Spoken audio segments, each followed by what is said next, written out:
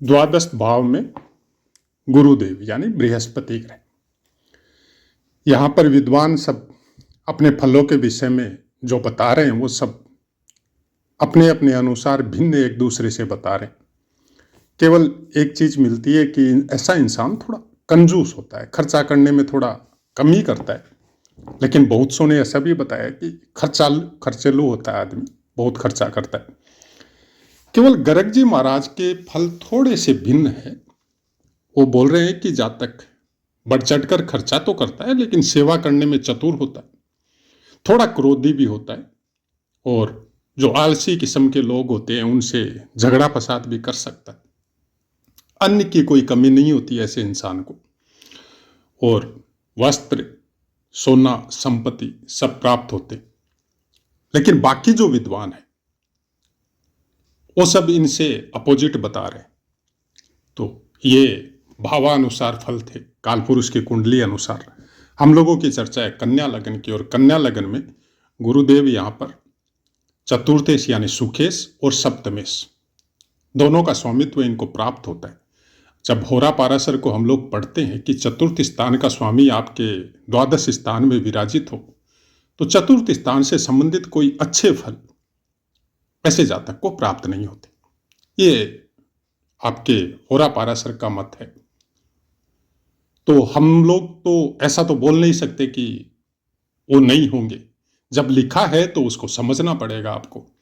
और सप्तमेश के विषय में भी यही कि सप्तम स्थान का स्वामी अगर आपके द्वादश स्थान में विराजित हो तो प्राय कोई अच्छे फल देखने को नहीं मिलते।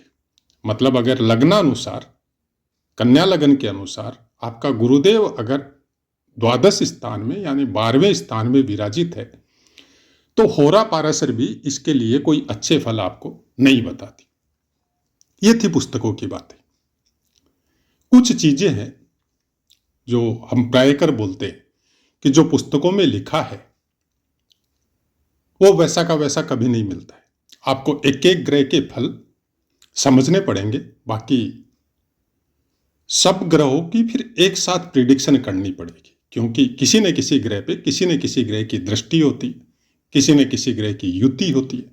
कई बार द्वादश स्थान में बैठा हुआ ग्रह जो आपको पुस्तकों के अनुसार ये पता चलता है कि ये अच्छे फल नहीं देगा, लेकिन कुछ पॉइंट ऐसे बन जाते हैं इंसान के जीवन में कि वो ही ग्रह आपको आसमान की ऊंचाइयों पे पहुंचा देता। उस ग्रह की महादशा आई और आपकी कुछ ऐसी ट्रांसफर या ऐसी कुछ लफड़ा हुआ आपके साथ तकलीफ के बाद में कि आपको अचानक से अपने परिवार से बहुत दूर जाना पड़ा, और आपकी ऐसी प्रोग्रेस हुई जो किसी ने सोची भी नहीं थी। तो द्वादश स्थान का ग्रह आपको परिवार से, अपने जन्म स्थान से, अपने पैतृक निवास से दूर जाने के बाद में आपकी वो संपूर्ण इच्छाओं की पूर्ति करवाता है जो एक भौतिक शरीर को या भौतिक जीवन में इंसान को चाहिए। पहली बात। दूसरी बात, यहां पर बैठा हुआ ग्रह आपके अपने चतुर्थ स्थान को देखता है। आप देखिए पंचम दृष्टि जो आती है इनकी, जब द्वादश स्थान से पंचम दृष्टि वो देगा तो अपने चतुर्थ स्थान धनु राशि पे इनकी पंचम दृष्टि आएगी। मतलब ऐसा इंसान गॉड गिफ्ट लेके आता है अपने माता के प्यार के लिए, उसकी जिम्मेदारी के लिए, घर वालों की जिम्मेदारी के लिए, उनके सुख के लिए। ऐसा इंसान रात दिन मेहनत करता है। हो सकता है उनको कोई सम्मान या सुख नहीं प्राप्त हो, लेकिन वो सब की भूख भी इनके अंदर नहीं होती। इनका काम होता है अपने कर्तव्य का पालन करना, अपने माता के प्रति, परिवार के प्रति, कुटुंबीजनों के प्रति, उस सब चीज़ों की देखभाल समझ लो आप, चाहे उनकी जिम्मेदारी समझ लो आप, चाहे उस स्थान के प्रति एक अलग सा स्नेह और अलग सा कर्तव्य इनके दिमाग में स्थिर हो जाता है, और वो चाहे कितनी भी तकलीफ पाओ वो उस चीज को छोड़ते नहीं है। मतलब सुख धर्मानुसार जो आचरण जिसको बोला जाता है गुरुदेव की भी, आपके अगर द्वादश स्थान में बैठा है तो ये मोक्ष त्रिकोण में है तो बाकी दोनों त्रिकोणों को देखेगा, अष्टम स्थान को भी देखेगा नवम दृष्टि से। ऐसा इंसान ज्योतिषी होगा, कर्मकांडी होगा, विद्वान होगा, ज्योतिष शास्त्रों का अध्ययन करने वाला होगा, या नियमानुसार जो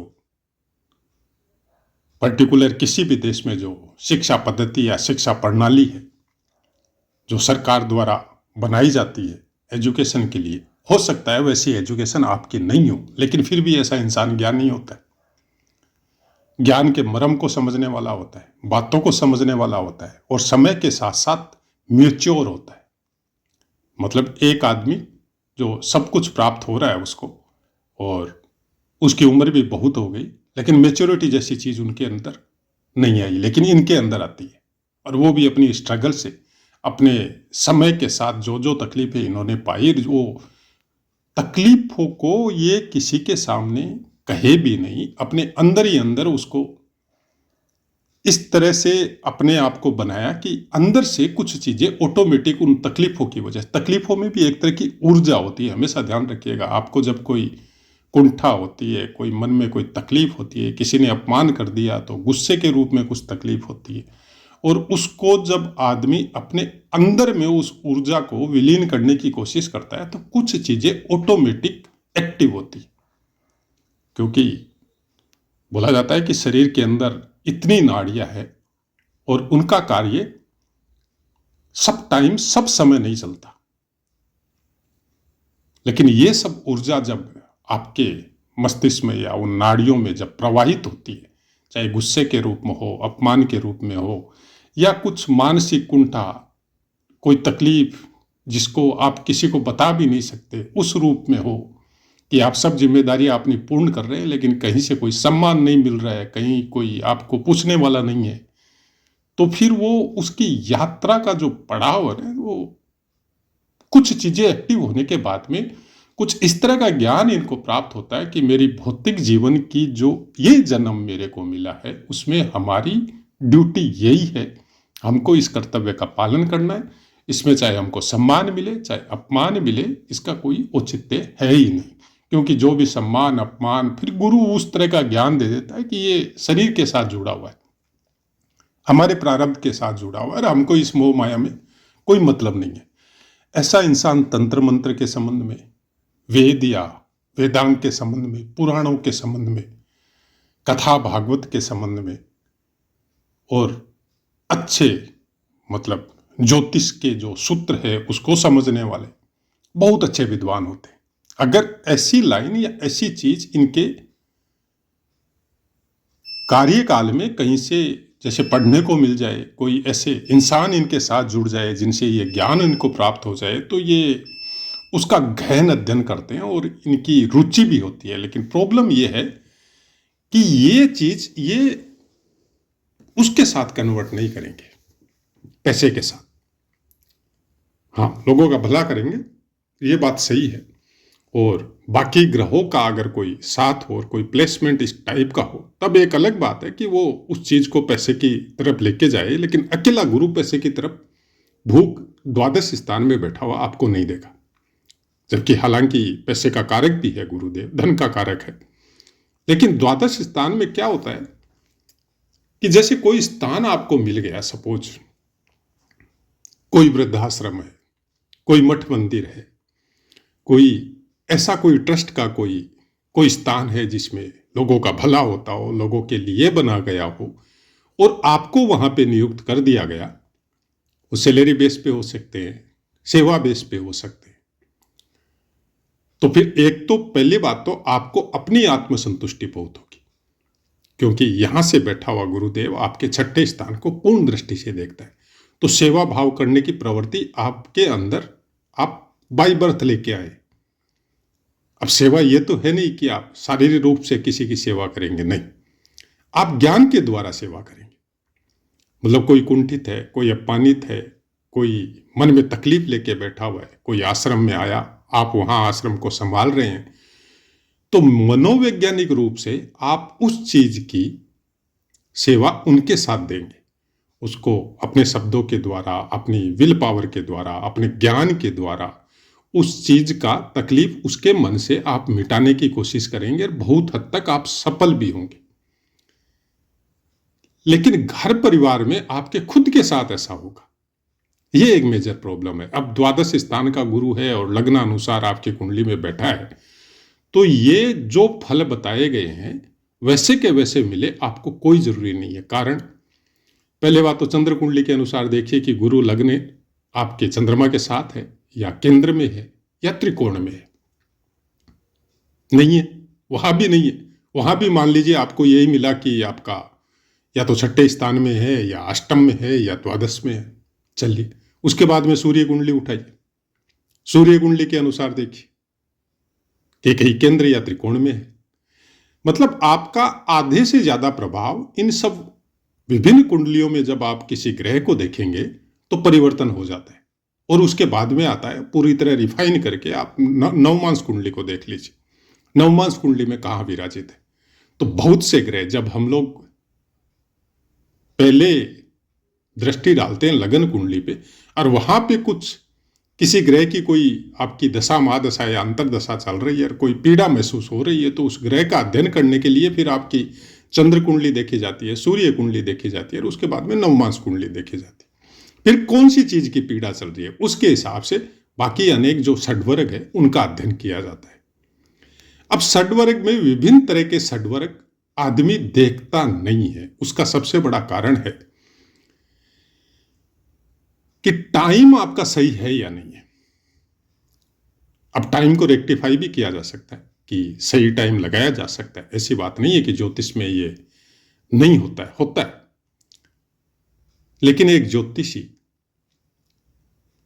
अपनी सब कुछ टाइम वो मैनेज करके आपकी पूरी कहानी सुन के उसके हिसाब से उसको लगाता है, सब कुछ समझ में आता है। उसमें उसका खुद का दिमाग और ब्रेन और उसका टाइम बहुत ज्यादा खर्चा होता है। अब कोई भी आदमी इस तरह का वर्क क्यों करेगा? पहले बात तो क्यों? बहुत से ज्योतिष है, प्रोफेशनल है, तो वो तो डायरेक्ट फीस मांगेंगे, उतनी फीस आप दे नहीं सकेंगे, पहली बात। दूसरी बात, कोई हमारे जैसा सीख रहा है। अब सीखते सीखते 30 साल हो गए, 40 साल हो गए, और जब एक चीज समझ में आई जाके कि आप कितनी भी एक्यूरेट प्रिडिक्शन सब कुछ निकाल लो, लेकिन होई सोई जो राम रचि राखा होगा वही। आप कितनी भी कोशिश कर लो किसी इंसान की कि ये काम आपको नहीं करना है, लेकिन वो इंसान वही काम करेगा। तो जब होना वही है जो समय में फिक्स है और आपके कर्मानुसार आपने इनवाइट कर चुके हैं आप, तो ज्योतिष उसको एक आधी घंटा में आपसे मिलकर चेंज नहीं कर सकता और वो आपको रोक भी नहीं सकता, और उसकी एडवाइस भी कुछ भी फलित नहीं होगी। कारण आपका एटमॉस्फियर आपने 20 साल से, 30 साल से, 40 साल से अपने कर्मों के द्वारा कुछ इस तरह से बना रखा है कि ज्योतिषी का बोला हुआ बात को आप कभी स्वीकार नहीं करेंगे, मानेंगे ही नहीं उस बात को। कि आपको बोला जाए कि आप सुबह 5 बजे के पहले उठिए और उगते हुए सूर्य के सामने कम से कम 10 या 15 मिनट बैठिए। अब हो सकता है कोई ऐसा आदमी हो जिसकी ड्यूटी कुछ इस तरह की हो कि उसको सोना ही 3 बजे है। अब वो आपकी बात मान के कैसे उठेगा? नहीं उठेगा। और अगर जबरदस्ती उठ भी गया तो उसका उल्टा रिएक्शन उसकी बॉडी पे हो जाएगा, वो बीमार हो जाएगा और फिर गाली आपको देगा, ज्योतिषी को देगा। तो जब एक्यूरेट प्रिडिक्शन आपने निकाल ली और आपने उसके उस समय के वर्तमान कर्म देखे, तो आप कैसे चेंज कर सकते हैं फिर उस चीज को? फिर एक दूसरी कम्युनिटी है, दूसरा सिस्टम है, फिर रेमेडी है। हम मना नहीं करते उसके लिए, हम किसी रेमेडी के लिए किसी को मना नहीं करते। हम केवल एक बात जानते हैं कि ये रेमेडी वाला जो चैप्टर है, जब शुरुआत हमारी हुई थी ज्योतिष में, ऐसा नहीं है कि हमने नहीं की, हमने भी की है, अपनी भी की है, अपने परिवार या फ्रेंड सर्कल की भी करवाई है। लेकिन ये रेमेडी एक हद तक भला करती है। वो भी कब? जब आपको अपनी बात पर विश्वास हो और सामने जो बता रहे हैं उसके ऊपर भी पूर्ण विश्वास हो कि ये जो बता रहा है, ये जो करवा रहा है, उससे हमारा भला होगा, तब थोड़ी काम करती है। थोड़ी क्या काम करेगी कि सपोज आपका सूर्य अच्छे स्थान में नहीं है, अष्टम में है, कुछ तकलीफ दे रहा आपको, किए हुए काम का कोई यश या कोई सम्मान आपको नहीं मिल रहा है, उल्टा आपको अपमानित करवा रहे हैं। तो सबसे अच्छी रेमेडी तो सूर्य की है कि उगते हुए सूर्य को आप जल अर्पित कीजिए, जो सनातन धर्म के जो संस्कार है, नियम है। अब कोई दूसरे पंथ या समाज का आदमी है, वो बोलता है कि हम ये सब नहीं कर सकते क्योंकि हमारे धर्म में नहीं है। कोई बात नहीं, मीनिंग केवल इतना है कि उगते हुए सूर्य को देखना है, उसके सामने बैठना है, उसकी रश्मि जो आती है वो सबसे पहले आपके मस्तिष्क, आपके आंखों में ग्रहण होनी चाहिए, फिर पूरी बॉडी पे लगनी चाहिए। उसका कुछ हेल्थ साइंस की वजह से भी वो रीजन है कि वो रश्मियां जब लगती है तो आपके शरीर के बहुत सी चीजों को वो ठीक करती है। अब वो कर सकते हैं आप, लेकिन अष्टम स्थान का सूर्य है। अब अष्टम स्थान का सूर्य है तो एक दिन में तो आपकी वो चीजें ठीक नहीं होगी, आपको निरंतर उसके लिए प्रयास करते रहना पड़ेगा। तो निरंतर प्रयास करेगा इंसान। सपोज आप करके देख लीजिए, हम इसका कोई वो आपके ऊपर नहीं बोल रहे हैं, किसी के ऊपर नहीं बोल रहे हैं, आप उसको करके देखिए, तब आपको पता चलेगा कि जब आप धीरे धीरे, आपको 5-6 महीना, 7 महीना, 8 महीना या साल भर आपका हो गया, तब आपके भीतर कुछ परिवर्तन आएगा कि 8 महीना आपका हो गया और 8 महीने पहले जो विचार या कर्म आपके साथ जुड़े हुए थे उनमें परिवर्तन आना चालू होगा कि अब आप सम्मान के लिए काम नहीं करेंगे, अब आप काम के लिए, मतलब कर्म के लिए काम करेंगे। सम्मान सेकेंडरी है, मिला तो मिला, नहीं मिला तो नहीं मिला। यह प्रवृत्ति हो जाएगी फिर उस इंसान की जो अष्टम में सूर्य लेके बैठा है। तब सम्मान आना शुरू होगा जब आप उसकी जो मेंटेलिटी है दिमाग में वो सेट कर लेंगे कि हमको ये नहीं चाहिए, हमको अपने काम से मतलब है। कोई हमको क्या दे रहा है क्या नहीं दे रहा है ये उसकी अपनी मेंटेलिटी है, उसको जो देना है तो हमको केवल अपने कर्म से मतलब है कि हमारा ये दायित्व है, हमारी ये ड्यूटी है, हमको ये कंप्लीट करनी है, दैट्स ऑल। तब वो सब चीजें प्राप्त होगी जो सूर्य देव आपकी कुंडली में केंद्र या त्रिकोण में बैठ के दे सकता था या लगन में बैठ के दे सकता था, वो अष्टम में बैठ के वो नहीं देगा। वो तब तक नहीं देगा जब तक आप उसके प्रति महत्वाकांक्षा रखेंगे। जिस दिन आपकी महत्वाकांक्षा खत्म हुई और जिस दिन सूर्य की तरह आपने आचरण करना चालू किया, उस दिन वो नॉर्मल हो जाएगी। फिर सब चीज का यश भी मिलेगा, सम्मान भी मिलेगा। तो गुरुदेव द्वादश स्थान में बैठ के यही बोलना चाहता है कि गुरुदेव देगा क्या, कारकत्व क्या है गुरुदेव के पास। गुरुदेव के पास है ज्ञान,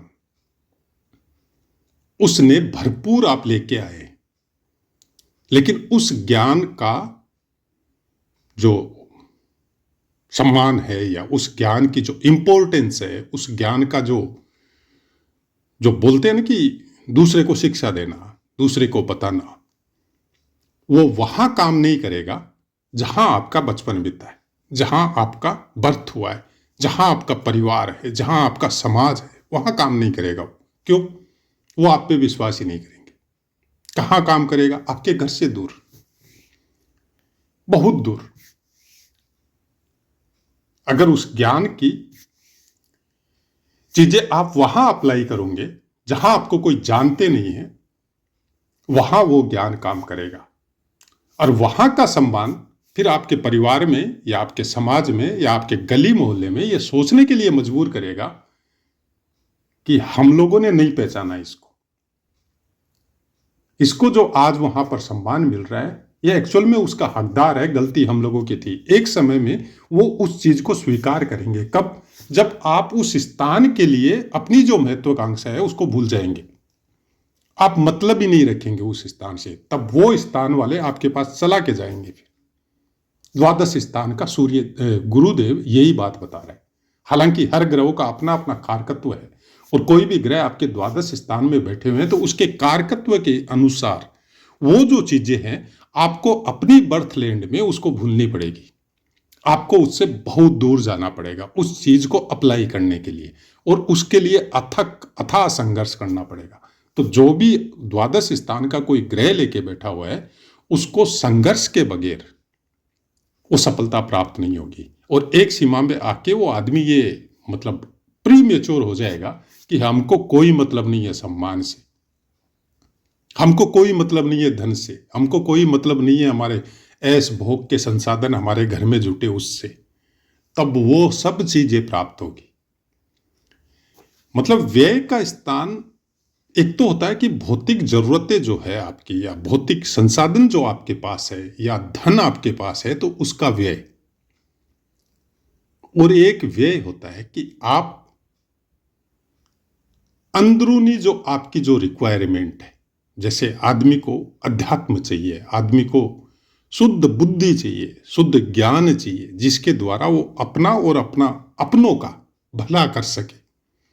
जब उस ज्ञान, जब भौतिक दृष्टि आपकी चेंज होगी और उनसे आपका दुराव होगा, आप उनसे हटेंगे, तब कुछ अलग चीज आपको प्राप्त होगी। द्वादश स्थान यही बताता है। ये बहुत लंबी यात्रा है। सब चीजों का सुख या दुख भोगते हुए आदमी द्वादश स्थान के समीप जाता है। तो आशा है मित्रों, पाठ समझ में आया होगा। अब अपनी वाणी को विराम देते, आपसे आज्ञा लेते। जय माता।